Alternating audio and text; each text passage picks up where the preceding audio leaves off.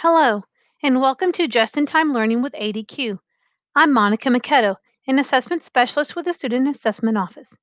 This segment is part of a series on using the Texas Assessment Management System. In this video, you're going to be doing Excel formatting specific to middle school. You do need your Excel spreadsheet that you downloaded from video 1.4. Okay, so this video, we are formatting your middle school Excel spreadsheet that you downloaded for video 1.4. If you do elementary, there is a separate elementary video and a separate high school video. So what we're going to do is first of all, we're going to review and shorten headers, and we're going to be deleting empty columns as we go throughout the spreadsheet. What you're trying to do is your spreadsheet should be in a usable format and not have all the extra blanks and blank columns in there. So what we're going to do is first is you need to turn on your filters. So on my spreadsheet, my filters are not on. Make sure your filters are turned on. So go highlight your row 1, go to sort and filter, turn on your filters.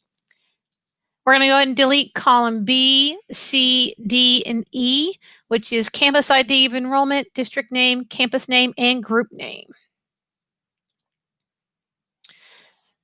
We're going to go ahead and insert an empty column for column G because we have some things we need to move. And then we're going to go ahead and do your headers, your last name, first name, middle initial MI, grade level GR, PEIMS ID. Now, column G is going to be our new column. It's going to be local, and we are going to find our local column and move it. So go ahead and scroll over. And local is found in column AD. You need to go ahead and highlight column AD, click and drag. You can move that if you know another way, but I'm just going to click and drag that column over to column G. So now you have the PEIMS ID, which is the state, and then local number. You're going to say sex, and column I, we're on date of birth, so DOB. Your ethnicity codes are abbreviated in the parentheses, so we're going to go ahead and enter those going across. Just making things shorter. Your economically disadvantaged is ED, and continue with Title I, migrant, LEP indicator, bilingual code, ESL program, special ed, GT, at risk, and CT. Now you are on column Z. So if you tab over, you can see that column Z through column AD are blank. So go ahead and highlight those and delete those. Now to see if a column is blank that your filter should be on, you can click the down arrow, and if there's something there, it'll show up. But we want to delete the blank ones. You don't need the tell pause, the parent denial, Z and AA, we're going to delete those. My column Z is now end of course. It's empty. I'm going to delete that. Okay. So your new column Z is test formatting for reading.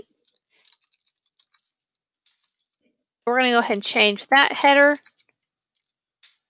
And then math.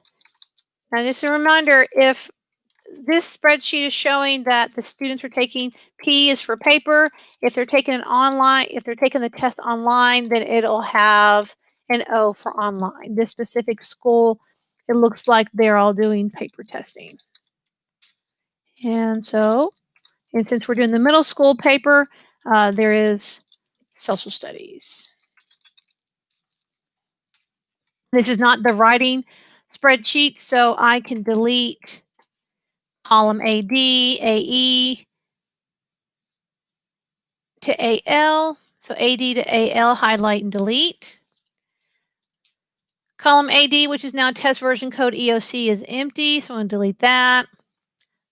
My new AD is above grade level code, and it looks like that I do have some information there, so I'm just going to shorten that.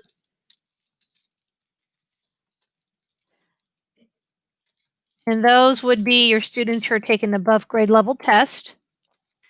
Column AE, unschooled, decidedly refugee, and SIFE, which is column AF, are blank, so I'm going to delete those.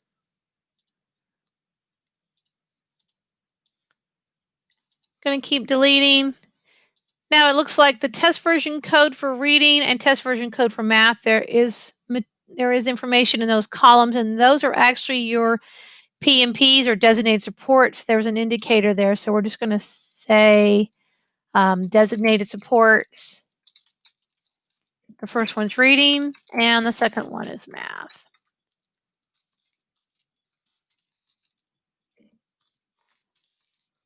There's a Y for that designated. They do have those designated supports. Since I don't have any for science, I'm going to go ahead and keep the column in case I do have some designated supports. Now, if they are taking an online version of the STAR test, it will the PMPs will show up in this column. Okay, now we're in column AI. We do not need that. AJ, AK, I'm sorry, AI and AJ, we can delete those. The new AI is online test group name for reading.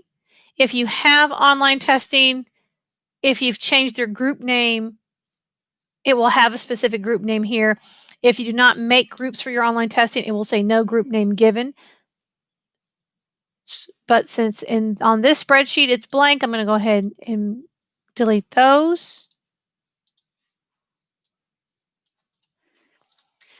Okay, so now we're on column AI, which the new one, which is test language for reading, and then subsequently for math and science.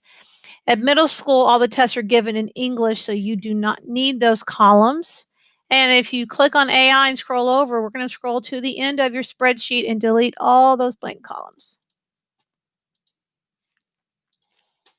Okay, so your spreadsheet goes from column A to column AH. We're going to scroll back.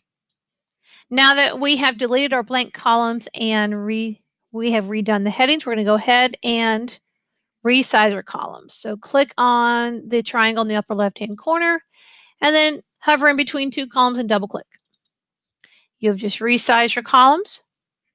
Now, if you look at this information on your spreadsheet for middle school, you have the student information, all their demographic and ethnicity codes.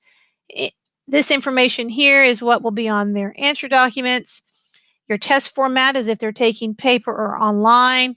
They also have if they're taking above grade level test, and any designated supports or PMPs are also on this spreadsheet. Now you have a usable spreadsheet that you can use as a reference guide for your upcoming STAR test. If you have any questions pertaining to formatting your spreadsheets, please contact ADQ. Thank you.